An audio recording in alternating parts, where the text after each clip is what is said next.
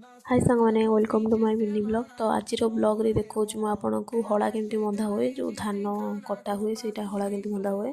Fast एमती हल्का कर अल्प कर एमती दिभागे कर मोड़ी देकी उल्टेकी एमती बांधीदेव। बांधी सारिकी भल थापड़े बाडेला टाइप कर दुईटा को मिसेकी बुलेकी कर।